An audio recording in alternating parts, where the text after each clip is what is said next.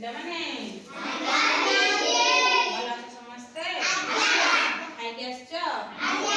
ଆଜି ଆମେ ଆମ ଜାତୀୟ ପଶୁ ପକ୍ଷୀ, ଆମ ଜାତୀୟ ପତାକା, ଆମ ଜାତିର ପିତା ଏମାନେ ସବୁ ଜାଣିବା।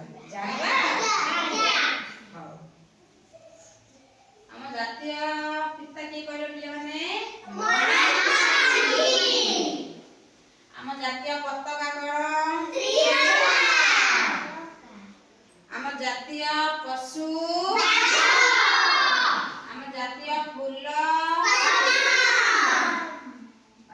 ଜାତୀୟ ଫୁଲ, ଜାତୀୟ ପକ୍ଷୀ ମୟୂର। ଆଉ ରହିଲା ଆମ ଜାତୀୟ ଫଳ ଆମ୍ବ। ଆଉ ଆମ ଜାତୀୟ ପିତା ମହାତ୍ମା ଗାନ୍ଧୀ। ଆଉ ଆମ ଜାତିର ପତାକା ଆଉ ଆମ ଜାତିର ଖେଳ ବଡ ପାଟିରେ କୁହ। ଆଉ ହେଲା ଆଉ ଆମ ଜାତୀୟ ସ୍ତମ୍ଭ ଆଉ ଆମ ଜାତୀୟ ସଙ୍ଗୀତ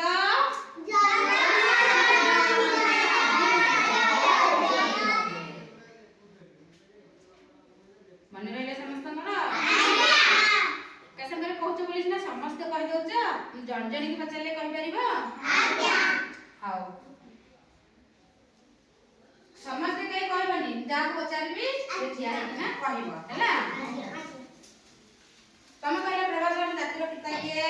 ବଡ ପାଟିରେ ମହାତ୍ମା ଗାନ୍ଧୀ। ମହାତ୍ମା ଗାନ୍ଧୀ। ଆଚ୍ଛା, ତମେ ଦେଖିଆନି କହିଲ, ଠିଆ ହୁଅ ତମେ। ତମେ ଦେଖିଆ କହିଲ ଆମ ଜାତିର ପଶୁ କଣ? ବାଘ। ବାଘ। ବସିପଡ଼। ତମେ କହିଲ ଜାଗରୁ। ଆମ ଜାତୀୟ ପକ୍ଷୀ କଣ କହିଲ? ମୟୂର। ମୟୂର। ତମେ ଛିଡା ହେଲ ରିଙ୍କି। ତମେ କହିଲ ଆମ ଜାତୀୟ ପଶୁ ବାଘ। ବାଘ। ତମେ ଛିଡା ହେଲ ପ୍ରଶାନ୍ତ। ଜାତୀୟ ସ୍ତମ୍ଭ ଅଶୋକ ସ୍ତମ୍ଭ। ଅଶୋକ ସ୍ତମ୍ଭ। ତମେ କହିଲ ତନ୍ମୟ, ଛିଡା ହେଲ। ଜାତୀୟ ସଙ୍ଗୀତ ଜାତୀୟ ସଙ୍ଗୀତ ଜନଗଣ ମନ ଅଧିନାୟକ ଜୟ ହେ। ବସ। ତମେ କହିଲ ଆକାଶ, ଛିଡା ହେଲ। ଜାତୀୟ ଫଳ କଣ କହିଲ? ଆମ୍ବ। ଆମ୍ବ। ଆମ୍ବ ଖାଇଛ? କେମିତି ଲାଗେ? ମିଠା। ମିଠା ଲାଗେ ନାଇଁ? ତମେ ଛିଡା ହେଲ ଲଭଲି। ଜାତୀୟ ପକ୍ଷୀ କଣ କହିଲ? ଜାତୀୟ ପକ୍ଷୀ ମୟୂର ହେଲା। ହଉ, ଆଉ କିଏ ରହିଲା? ତମେ ଟିକେ ଠିଆ ହେଲ। ଜାତୀୟ ପଶୁ କଣ କହିଲ? ଜାତୀୟ ପଶୁ ବାଘ। ହଁ, ଆଉ କଣ କିଏ କହିପାରିବ? ଆଉ କଣ ରହିଲା? ଜାତୀୟ ଫୁଲ। ତମେ ଛିଡା ହେଲ ଆକାଶ। ଜାତୀୟ ଫୁଲ କଣ କହିଲ?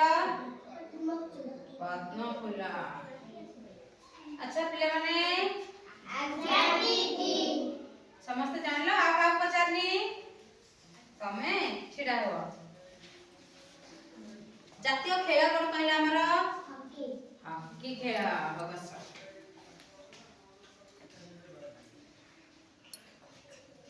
ଆଚ୍ଛା ପିଲାମାନେ,